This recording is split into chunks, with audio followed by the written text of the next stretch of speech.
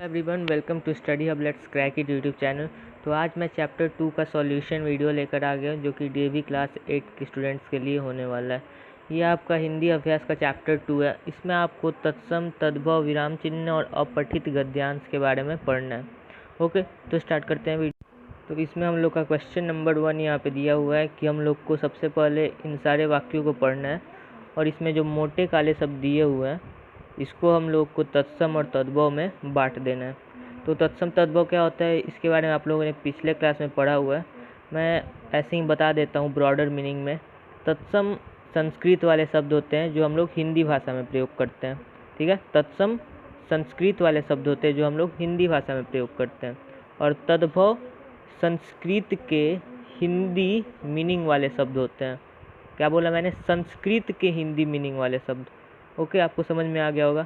तत्सम मतलब संस्कृत वाले शब्द और इसको हम लोग हिंदी में प्रयोग करते हैं। तद्भव मतलब हिंदी वाले शब्द जो कि संस्कृत का हिंदी मीनिंग होता है।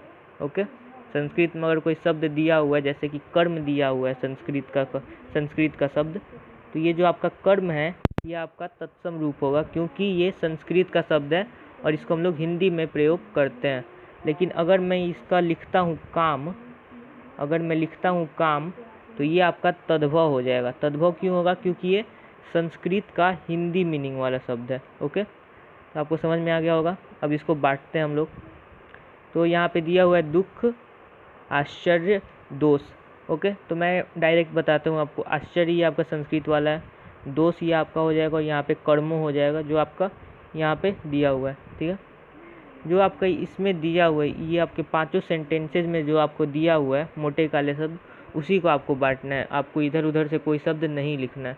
तद्भव में आपका हिंदी वाला शब्द होगा, संस्कृत का हिंदी मीनिंग। तो दुख, आँखों, गाँव और कान, ये आपका हो जाएगा 4। ओके, अब यहाँ पे आप लोग देख लीजिए। यहाँ पे आपको क्या करना है? तत्सम शब्दों पर घेरा लगाना है। तत्सम यानी संस्कृत वाले शब्द जिसको हम लोग हिंदी में प्रयोग करते हैं। ओके, तो यहाँ पे तत्सम कौन सा है? मयूर। मयूर किसको बोलते हैं? मोर को बोलते हैं। तो ये संस्कृत वाला शब्द हो गया। उसके बाद इसमें हो जाएगा आपका जीवा। जीवा किसको बोलते हैं? जीभ को बोलते हैं। ये आपका हो जाएगा तत्सम। इसके बाद यहाँ पे हो जाएगा आपका सूर्य। सूर्य किसको बोलते हैं? सूरज को बोलते हैं। ओके, अब नेक्स्ट चलते हैं क्वेश्चन नंबर 3। इसमें आपको तद्भव पर घेरा लगाना है। तद्भव यानी संस्कृत का हिंदी मीनिंग वाला शब्द। यहाँ पे आपका सबसे पहले क्या हो जाएगा? कांट हो जाएगा क्योंकि इसका संस्कृत वाला शब्द क्या होता है? कास्ट होता है। इसका संस्कृत वाला शब्द क्या होता है? कास्ट होता है। ओके, उसके बाद ख में आपका क्या हो जाएगा? दही हो जाएगा। इसका आपका तत्सम रूप यानी कि संस्कृत वाला रूप दधी होता है। ओके, तो ये इसका हिंदी वाला रूप हो गया। तीसरे नंबर में आपका मोर हो जाएगा। मोर का आपका संस्कृत रूप यानी कि तत्सम वाला रूप क्या होता है? मयूर होता है। ओके, तो उसका हिंदी वाला रूप आपका मोर हो जाएगा।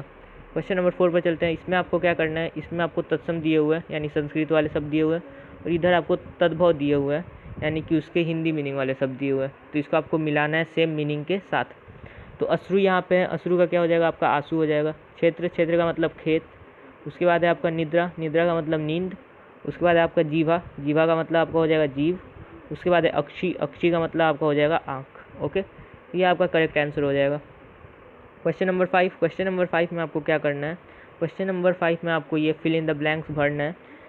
ये आपको कोष्ठक में जो शब्द दिए हुए हैं इससे देखकर। ओके, तो इसमें आपको 2 ऑप्शन दिए हुए। इधर साइड में आपका एक तत्सम रूप लिखा हुआ है और दूसरे साइड में आपका एक तद्भव रूप लिखा हुआ है। मतलब कि एक साइड में आपका संस्कृत वाला शब्द है और एक साइड में संस्कृत का हिंदी मीनिंग वाला शब्द है और इसको देखकर आपको भरना है सेंटेंसेस को। कैसे भरना है इसका एक शॉर्ट ट्रिक होता है, मैं बता देता हूँ। आपको क्या करना है कि आपको ये जो फिल इन द ब्लैंक्स है उसके बिल्कुल बाद वाला शब्द देखना है। जैसे कि यहाँ पे चुभ हो गया, गिर हो गया, प्रवेश हो गया, सिर हो गया, स्नान हो गया, इसको आपको देखना है। और यहाँ पे आपको देखना है कि ये जो चुभ है ये आपका संस्कृत का शब्द है या फिर हिंदी का शब्द है। मतलब संस्कृत में हम लोग इसको यूज़ करते हैं यानी कि तत्सम है या फिर तद्भव है। तो यहाँ पे आप लोग देख सकते हैं कि यहाँ पे जो चुभ है ये आपका हिंदी का शब्द है यानी कि तद्भव रूप है। तो यहाँ पे हम लोग कांटा लिखेंगे जो कि हिंदी है। ओके, हिंदी मतलब संस्कृत का हिंदी मीनिंग है। उसके बाद यहाँ पे गिर। गिर भी आपका क्या है? हिंदी है। तो इसके लिए हम लोग यहाँ पे पत्ते करेंगे। यहाँ पे प्रवेश लिखा हुआ है। प्रवेश आपका संस्कृत वाला शब्द है। तो संस्कृत वाला शब्द है तो यहाँ पे हम लोग गृह लिखेंगे क्योंकि गृह क्या है? संस्कृत वाला शब्द है, तत्सम है। उसके बाद है यहाँ पे आपका घ नंबर। इसमें आपका क्या लिखा है? सिर लिखा हुआ है। सिर आपका क्या है? हिंदी वाला शब्द है यानी तद्भव रूप है, तो हम लोग यहाँ पे तद्भव रूप लिखेंगे। तद्भव रूप 10 का क्या होता है, ये वाला आपका 10 हो जाएगा। दंत स वाला जो आपका 10 होता है ये आपका हिंदी रूप होता है, और ये जो तलाव्य स वाला 10 होता है ये आपका संस्कृत रूप होता है। तो तलाव्य स वाला आपको नहीं लिखना है, दंत स वाला लिखना है, क्योंकि ये हिंदी वाला रूप है। उसके बाद अंगा नंबर में आपका क्या है, स्नान लिखा हुआ है। स्नान आपका क्या है, संस्कृत का शब्द है, तत्सम है। यहाँ पे हम लोग तत्सम रूप लिखेंगे। क्या है, कौन सा इसमें से तत्सम रूप, दुग्ध है। दुग्ध आपका संस्कृत का शब्द है, तो आप लोग वहाँ पे लिख देंगे। क्वेश्चन नंबर 6, इसमें आपको यहाँ पे तत्सम लिखने और यहाँ पे तद्भव लिखना है, इस फिगर को देखकर, इस पिक्चर को देखकर। ठीक है, तो पहले नंबर में आपको लिखना है नासिका, इधर साइड में आपको संस्कृत रूप लिखना है। ओके, इधर साइड में आपको संस्कृत रूप लिखना है, और इसके इधर वाले साइड में आपको इसका हिंदी रूप लिखना है। ओके, आपको समझ में आ गया होगा। अब स्टार्ट करते हैं। इधर आपको लिख देना है नासिका, इधर नाक, यहाँ पे आपका सूर्य का पिक्चर है, तो यहाँ पे आपका सूर्य लिखना है, यहाँ पे आपको सूरज लिखना है। उसके बाद यहाँ पे पत्र और यहाँ पे पत्ता। ओके, उसके बाद यहाँ पे लिख देना है आपको वृक्ष, और यहाँ पे आपको लिख देना है पेड़। यहाँ पे आपको लिख देना है मयूर, और यहाँ पे मोर। ओके, बहुत ही सिंपल क्वेश्चन है। क्वेश्चन नंबर 7, इसमें आपको क्या करना है, इसमें आपको विराम चिन्ह दिए हुए हैं इधर साइड में। विराम चिन्ह क्या होता है आप लोग को पता होगा। कोई भी अगर सेंटेंस हम लोग लिखते हैं या बोलते हैं, तो जहाँ भी अगर हम लोग रुकते हैं थोड़े समय के लिए हो या ज़्यादा समय के लिए हो, तो वहाँ पे हम लोग विराम चिन्ह लगाते हैं। ओके, तो इसको आपको मिलाना है इसके करेक्ट नेम के साथ, जैसे कि इसका क्या नाम होता है, इसका क्या नाम होता है, इस वाले का क्या नाम होता है, इससे आपको मिलाना है। ओके, खंड ख में। तो यहाँ पे देखिए सबसे पहले ये वाला साइन है, तो यहाँ पे जो आपका साइन यूज़ हुआ है ये लास्ट में, ये आपका यही वाला साइन है। ओके, तो इसका यूज़ क्या होता है आपको समझ में आ गया होगा। इसका यूज़ होता है निर्देश देने के लिए। यहाँ पे क्वेश्चन में आपको निर्देश दिया गया है, तो इसका यूज़ आपका होता है निर्देश देने के लिए। तो इसका आंसर आपका क्या हो जाएगा, इसका आंसर हो जाएगा आपका निर्देशक चिन्ह, जो कि यहाँ पे दिया हुआ है। ओके, उसके बाद है आपका ये वाला, इसको आप लोग क्या बोलेंगे, अल्प विराम बोलेंगे। थोड़े समय के लिए अगर हम लोग वाक्य में रुकते हैं तो अल्प विराम लगाते हैं। ठीक है, जैसे कि अगर मैं एग्जांपल दूँ तो मैं बोल सकता हूँ कि राम अल्प विराम श्याम और सीता बाहर गए हैं। ठीक है, राम उसके बाद अल्प विराम लगा, मतलब थोड़े समय के लिए वहाँ पे रुक रहे हैं।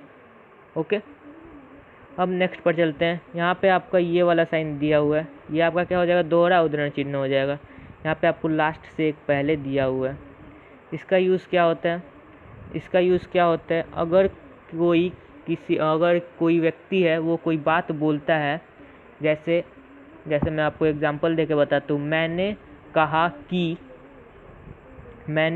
कि, अब जो की के बाद जो भी वाक्य बोला जाएगा वो आपको ये दोहरा उद्धरण चिन्ह के अंदर बोला जाएगा। ओके, और लास्ट में आपका पूर्ण विराम होता है, आपको पता है, या फिर प्रश्न सूचक होगा। ओके, तो आपको मैंने एग्जांपल में बताया कि मैंने बोला कि, तो की के बाद आपका जो भी सेंटेंस होगा वो आपका दोहरा उद्धरण चिन्ह के अंदर होगा। ओके, आपको समझ में आ गया होगा, आपने पढ़ा हुआ है इसके बारे में। उसके बाद है आपका प्रश्न सूचक चिन्ह, प्रश्न पूछने के लिए यूज़ करते हैं, यहाँ पे आपका सबसे लास्ट में दिया हुआ है। उसके बाद यहाँ पे पूर्ण विराम, लंबा खड़ा पाइए, इसको हम लोग पूर्ण विराम बोलते हैं। उसके बाद है आपका ये वाला, ये आपका एकल उद्धरण चिन्ह है। ठीक है, यहाँ पे आप लोग देख सकते हैं ये आपका दोहरा उद्धरण चिन्ह था, यहाँ पे 2 बना हुआ है, यहाँ पे ऐसे 2 बना हुआ है, और ये आपका एकल उद्धरण है, यहाँ पे आपका 1 बना हुआ है ऐसे। ओके, तो इससे आप लोग याद कर सकते हैं, ये है आपका एकल उद्धरण चिन्ह, यह है आपका एकल उद्धरण चिन्ह। ठीक है, इसका क्या काम होता है, इसका काम किसी भी विशेष व्यक्ति वस्तु को डोनेट करने के लिए होता है, मतलब बताने के लिए होता है। जैसे कि अगर वाल्मीकि जी ने रामायण लिखा है, तो वाल्मीकि जी ने रामायण जो होगा, रामायण एक विशेष नाम है, तो ये जो आपका रामायण होगा ये एकल उद्धरण चिन्ह के अंदर होगा। ओके, अब नेक्स्ट पर चलते हैं। नेक्स्ट है आपका ये वाला चिन्ह, जिसको हम लोग बोलते हैं अर्धविराम। ओके, ये आपके लिए नया है। इसमें क्या होता है आपका, इसमें आप लोगों ने देखा होगा कि अल्प विराम का हम लोग प्रयोग करते हैं। अल्प विराम मतलब ये वाला चिन्ह कॉमा, इसका हम लोग प्रयोग करते हैं तो बहुत कम देर के लिए रुकते हैं, और अगर हम लोग पूर्ण विराम का प्रयोग करते हैं तो हम लोग थोड़े ज़्यादा देर के लिए रुकते हैं। लेकिन अगर हम लोग को बीच में रुकना है, यानी अल्प विराम से थोड़ा ज़्यादा टाइम में रुकना है और पूर्ण विराम से थोड़ा कम टाइम में रुकना है, तो हम लोग वहाँ पे इस साइन का प्रयोग करते हैं जिसको हम लोग अर्धविराम बोलते हैं। इसका यूज ज़्यादा नहीं होता है। ओके, इसका अगर मैं एग्जांपल, मैं गया, उसके बाद आपका ये साइन हो जाएगा, मैं गया फिर वह आया, उसके बाद फिर से आप लोग ये साइन लगाएंगे, मैं गया फिर वह आया तब हम घर गए, लास्ट में आपका ये पूर्ण विराम हो जाएगा। ठीक है, तो आपको समझ में आ गया होगा मैंने कैसे इसका यूज़ किया है। अल्प विराम में तो बहुत कम देर के लिए रुकते हैं और पूर्ण विराम में थोड़ा ज़्यादा देर के लिए रुकते हैं, लेकिन बीच में अगर रुकना हो, इन दोनों के बीच में अगर हम लोग को रुकना हो तो हम लोग किसका यूज़ करते हैं, अर्धविराम का यूज़ करते हैं। मैंने एग्जाम्पल से आपको बता दिया। उसके बाद यहाँ पे आपका एक चिन्ह दिया हुआ है इस टाइप का। ठीक है, ये आपका छोटा सा दिया हुआ है, देखिए यहाँ पे ये जो आपका साइन है ये थोड़ा छोटा है एज़ कम्पेयर टू फर्स्ट वाला। तो ये फर्स्ट वाला का आपको नाम क्या है, निर्देशक चिन्ह। लेकिन आपका जो ये वाला साइन है इसका आपका नाम क्या हो जाएगा, इसका आपका नाम हो जाएगा योजक चिन्ह। इसका एग्जाम्पल आपका क्या हो जाएगा, घर घर में पानी आने लगा, घर घर के बीच में आपका क्या हो जाएगा, ये वाला साइन लगेगा। दो शब्दों को जोड़ने के लिए इसका प्रयोग करते हैं बेसिकली। ओके, तो नेक्स्ट पर चलते हैं। नेक्स्ट है आपका ये वाला साइन, इसको क्या बोलते हैं हम लोग, विस्मयादि बोधक बोलते हैं। अब इसका क्या हो जाएगा आपका एग्जाम्पल कि आहा ये कितना सुंदर है। ठीक है, तो आहा ये कितना सुंदर है मतलब हम लोग आश्चर्य को दिखा रहे हैं, तो इसी टाइप में इसका प्रयोग किया जाता है। आश्चर्य हो गया या फिर घृणा हो गया या फिर आपका जो भी एक्सप्रेशन वाले शब्द होते हैं तो उसका जो शॉर्ट फॉर्म होता है वो हम लोग इस वाले साइन से दिखाते हैं। जैसे आहा हो गया, उफ हो गया, ये सारे जो छोटे छोटे वर्ड होते हैं इसके पीछे हम लोग ये वाला साइन लगाते हैं, आश्चर्य, घृणा, ये सब दिखाने के लिए। हम नेक्स्ट पर चलते हैं, क्वेश्चन नंबर 8। क्वेश्चन नंबर 8 में आपको विराम चिन्ह का साइन यहाँ पे लिखना है और इधर आपको उसका नाम लिखना है। ओके, इस सेंटेंस को देखकर लास्ट में यहाँ पे यूज़ किया गया, फर्स्ट वाले में क नंबर में लास्ट में यहाँ पे यूज़ किया गया ये वाला साइन, इसको बोलते हैं हम लोग पूर्ण विराम। ख नंबर में यहाँ पे यूज़ किया गया है, यहाँ पे यूज़ किया गया है, ये वाला साइन हम लोगों ने लिख दिया और लास्ट में यहाँ पे खड़ी पाई और इसको हम लोगों ने लिख दिया, इसको एकल उद्धरण और इसको पूर्ण विराम। उसके बाद यहाँ पे आपको देख सकते हैं यहाँ पे ये वाला साइन यूज़ किया गया है कॉमा, और उसके बाद देख सकते हैं यहाँ पे ये वाला साइन यूज़ किया गया है। ओके, इन दोनों को साथ में हम लोगों ने लिखा और लास्ट में यहाँ पे यूज़ किया गया क्वेश्चन मार्क को। तो आप लोग क्या लिखेंगे, इसके लिए अल्प विराम, इसके लिए दोहरा उद्धरण और इसके लिए प्रश्न सूचक। उसके बाद यहाँ पे सबसे पहले यूज़ किया गया है इस वाले साइन का मतलब दोहरा उद्धरण चिन्ह, तो आप लोग लिख देंगे। फिर यहाँ पे यूज़ किया गया आपका अल्प विराम का, तो यहाँ पे अल्प विराम आप लोगों ने यहाँ पे लिखा है और अल्प विराम हम लोग यहाँ पे लिख देंगे। उसके बाद यहाँ पे यूज़ किया गया तीसरे साइन का, इसको हम लोग क्या बोलते हैं, विस्मयादि बोधक बोलते हैं। ओके, और लास्ट में आपका ये खड़ी पाई यानी पूर्ण विराम का यूज़ किया गया। अंग नंबर में क्या है, अंग नंबर में यहाँ पे खड़ी पाई का यूज़ किया गया, तो हम लोग पूर्ण विराम लिख देंगे। अब जो यहाँ पे आप लोग देख रहे हैं ये जो आपका ब्रैकेट में दिया हुआ है ये आपका कोई भी विराम चिन्ह नहीं है। ठीक है, ये वाला जो है ये आपका कोई भी विराम चिन्ह नहीं है, ये आपका कोई भी विराम चिन्ह नहीं होता है। ओके, अब नेक्स्ट पर चलते हैं, क्वेश्चन नंबर 9। इसमें आपको विराम चिन्ह लगाना है उचित जगह पर। ओके, तो यहाँ पे सबसे लास्ट में आप लोग पूर्ण विराम लगा देंगे। क्वेश्चन जो क नंबर है उसको पढ़ते हैं, हमारे पड़ोसी बहुत अच्छे हैं, लास्ट में पूर्ण विराम हो जाएगा। ठीक है, मैं चिल्लाया है, चिल्लाया, बोला, ये सब के बाद आपका अल्प विराम लगता है और उसके बाद आपका दोहरा उद्धरण चिन्ह लगता है। ओके, तो इसमें भी आपको वैसे ही करना है, चिल्लाया, बोला, ये सारे में आपका पहले अल्प विराम होगा, उसके बाद आपका दोहरा उद्धरण होगा। और यहाँ पे क्या लिखा हुआ है, यह कूड़ा किसने फेंका है, तो यहाँ पे प्रश्न पूछा जा रहा है, तो यहाँ पे प्रश्न सूचक और फिर दोहरा उद्धरण चिन्ह बंद कर देंगे। ओके, दोहरा उद्धरण चिन्ह आप प्रश्न सूचक लगाने के बाद बंद करेंगे, ये नहीं कि पहले बंद कर दिया और प्रश्न सूचक बाद में लगा दिया, ऐसा नहीं होगा। ठीक है, उसके बाद है आपका, आज मैंने प्रेमचंद की बड़े भाई साहब की कहानी पढ़ी। तो यहाँ पे आपको क्या करना है, बड़े भाई साहब को आपको एकल उद्धरण में बंद कर देना है और लास्ट में आपको पूर्ण विराम लगा देना है। एकल उद्धरण क्यों हुआ है, क्योंकि यहाँ पे आपको विशेष व्यक्ति के बारे में बताया गया है। उसके बाद यहाँ पे बच्चों के बाद आपको अल्प विराम लगाना है। ओके, अल्प विराम लगाना है और लास्ट में आपको प्रश्न सूचक लगाने, क्योंकि यहाँ पे क्या से प्रश्न पूछा गया है। उसके बाद अंगा नंबर में इधर उधर के बीच में आपको क्या लगाना है, ये वाला साइन लगाना है। ओके, ये वाला साइन, क्योंकि यहाँ पे दो शब्दों को जोड़ा गया है। और लास्ट में आपको पूर्ण विराम लगा देना है। च नंबर अरे बाप रे के बाद यहाँ पे विस्मयादि बोधक लगाना है, अरे के बाद नहीं लगाना। ओके, अरे बाप रे, इसके बाद आपको विस्मयादि बोधक लगाना है और लास्ट में आपको पूर्ण विराम लगा देना है। क्वेश्चन नंबर 10 पर चलते हैं। तो इसमें अपठित गद्यांश दिया हुआ है और इसको पढ़ने के बाद हम लोग को नीचे वाले क्वेश्चंस के आंसर को करना है। ठीक है, तो जल्दी जल्दी मैं बता देता हूँ। रीनू ने सबसे कह दिया कि रेवा की मम्मी ने रेवा के जन्मदिन पर बुलाया है। दूसरे दिन पर 1 अप्रैल थी, मतलब अप्रैल फूल वाला दिन है दूसरे दिन। सुबह से रीनू के मन में शाम का नज़ारा देखने की बेचैनी थी। जब सब अपने अपने उपहार लेकर जाएंगे और रेवा हैरान होकर सबका मुंह ताकती रह जाएगी।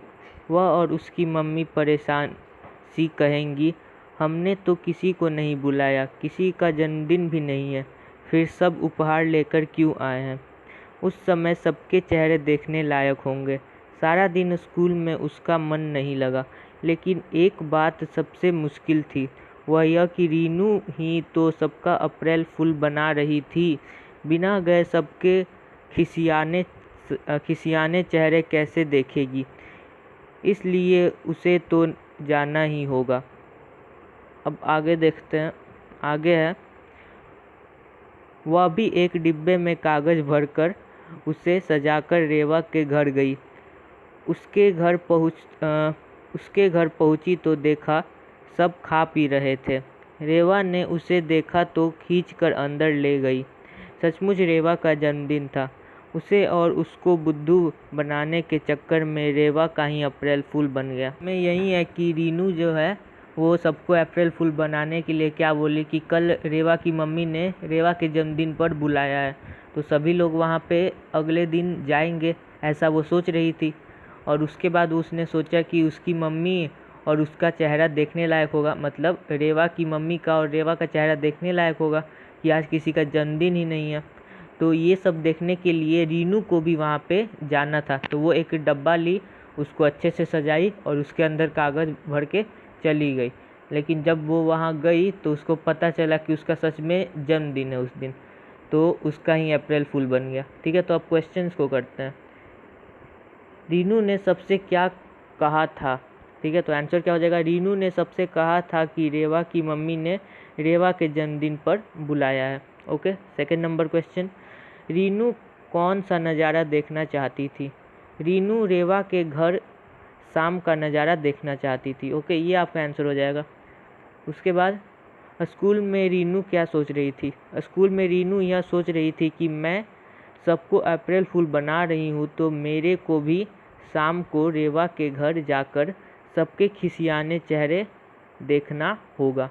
ये आपका आंसर हो जाएगा। अब घ नंबर, इसमें क्या है, रेवा के घर पहुंचकर रीनू ने क्या देखा। रेवा के घर पहुंचकर रीनू ने देखा कि सब खा पी रहे हैं और सच में रीनू का जन्मदिन है। ओके, नेक्स्ट क्वेश्चन पर चलते हैं। इसमें क्या है आपका, रीनू क्या चाहती थी और क्या हुआ। तो इसमें आपका आंसर क्या हो जाएगा, रीनू सबको अप्रैल फूल बनाना चाहती थी, लेकिन वह खुद अप्रैल फूल बन गई। ये आपका आंसर हो जाएगा। क्वेश्चन नंबर 11 देखते हैं। इसमें आपको क्या करना है कि विराम चिन्ह लगाना है सही जगह पर। ओके, तो ये तो आपका इजी सा क्वेश्चन है, आप लोग यहाँ से आंसर देख लीजिए, मैं इसको एक्सप्लेन नहीं करने वाला। बस मैं इसमें ऐसा बता दूं कि जहाँ भी आपका दोहरा उद्धरण चिन्ह, जैसे यहाँ पे, तो दोहरा उद्धरण चिन्ह से पहले हमेशा ये कॉमा होता है, जिसको हम लोग अल्प विराम बोलते हैं। ओके, और जब दोहरा उद्धरण चिन्ह बंद होता है तो उससे पहले आपका प्रश्न सूचक या फिर खड़ी पाई होता है। ओके, तो इसमें आपका जो क्वेश्चन है वहाँ पे आपका क्वेश्चन मार्क लगा है, जो आपका फुल स्टॉप मतलब कि जहाँ पे आपका सेंटेंस ख़त्म हो रहा है, तो वहाँ पे आपका क्या लगा है, वहाँ पे आपका ये खड़ी पाई लगा है। यहाँ पे देखिए, यहाँ पे आपका बंद नहीं हुआ है, यहाँ पे आपका दोहरा उद्धरण चिन्ह बंद नहीं हुआ है, आपका दोहरा उद्धरण चिन्ह इस जगह पर बंद हुआ है। ओके, तो यहाँ पे दोहरा उद्धरण चिन्ह मत लगाइएगा। नेक्स्ट क्वेश्चन पर चलते हैं। क्वेश्चन नंबर 12 में आपको अनुस्वार चिन्ह लगाना है। अनुस्वार चिन्ह का मतलब आपको बिंदु लगाना है, ओके, सही जगह पे। यहाँ पे प्रशंसा में स के ऊपर हो जाएगा, तलव्य स के ऊपर। यहाँ पे दंत, दंत में आपका द के ऊपर होगा। हिंदी, हिंदी में आपका ही के बगल में होगा, ऊपर के साइड में ही के बगल में, ओके। यहाँ पे आपका हंस, हंस में आपका ह के ऊपर होगा। कंधा, कंधा में आपका क के ऊपर होगा। महंत, महंत में आपका ह के ऊपर होगा। प्रांत, प्रांत में आपका प्रा के ऊपर होगा। उसके बाद दंग, दंग में आपका द के ऊपर होगा। क्वेश्चन नंबर 13, इसमें आपका र के रूप लगाना है। र का आप लोगों ने विभिन्न रूप पढ़ा हुआ है जैसे कि, तो आपका जो भी सही वाला रूप होगा र का, उसको आपको प्रयोग करना है। तो पहला है प्रभाव, तो प में आपका नीचे की तरफ ये वाला र होगा। उसके बाद है आपका ग्राहक, ग्राहक में भी आपका ये वाला र होगा, ठीक है, इस वाले जगह पे। उसके बाद है आपका भ्रष्ट, भ्रष्ट में भी आपका कौन सा र होगा, वही वाला र होगा जैसे मैंने लिखा हुआ है। उसके बाद आपका आचार्य, आचार्य में आपका य के ऊपर ये वाला र होगा, ओके। उसके बाद है केंद्र, केंद्र में आपका द के बगल में ये वाला र होगा, ओके।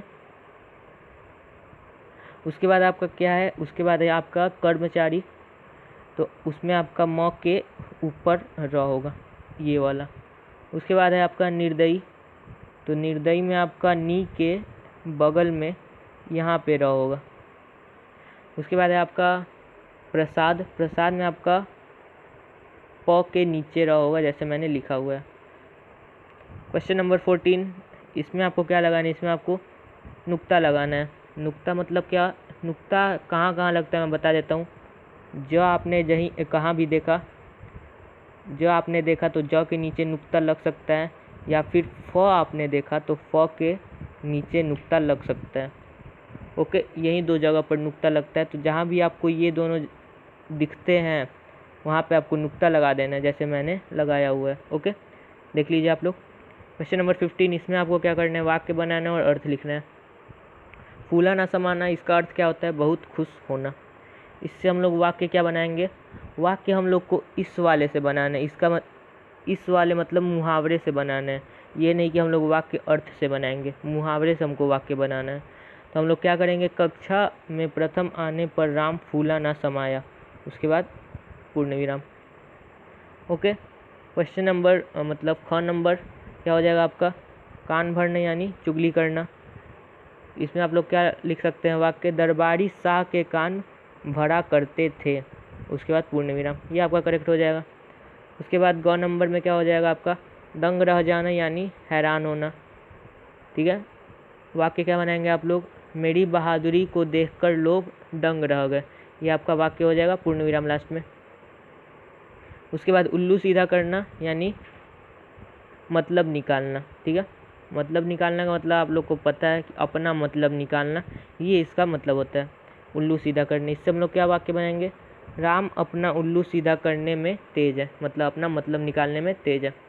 क्वेश्चन नंबर 16, इसमें आपको क्या करना है, यहाँ पे आपको 5 मुहावरे दिए हुए हैं, यहाँ पे आपको 5 मुहावरे दिए हुए और इन 5 से आपको वाक्य बनाना है, और 5 का मतलब एक ही होता है, जिसका मतलब क्या होता है, खुश होना। इन 5 मुहावरों का क्या अर्थ है, खुश होना, ओके। तो इससे आपको वाक्य बनाना है, मैं एक वाक्य पढ़ के बता देता हूँ, उसके बाद आप लोग यहाँ से देख के लिख सकते हैं, नहीं तो खुद से बना सकते हैं, ओके। पहला वाला क्या है, मन में लड्डू फूटना, इसका मतलब खुश होना, ओके। तो आप लोग क्या लिखेंगे, राम को मिठाई मिलने से पहले ही उसके मन में लड्डू फूटने लगे, राम को मिठाई मिलने से पहले ही उसके मन में लड्डू फूटने लगे, ठीक है। तो आपको इसी टाइप से वाक्य बनाना है, जो आपके मुहावरे हैं उससे ही आपको वाक्य बनाना है, और सारे मुहावरे का मतलब खुश होना है, ओके। यहाँ पे देख लीजिए आंसर।